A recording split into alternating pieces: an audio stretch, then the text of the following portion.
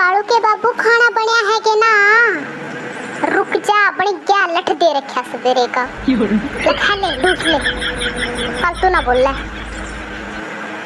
रे इतनी भूख लगा जो खुद बना लेकर देखी नहीं सी। तू फालतू ना बोल ना मखा। किसा लगे बता भी दे, चुप रहो। अच्छा तो खाना बना कर दो, फिर तेरी बकवास हो। फिर मैं कुत्ता मार दूँ, चुप हो जा।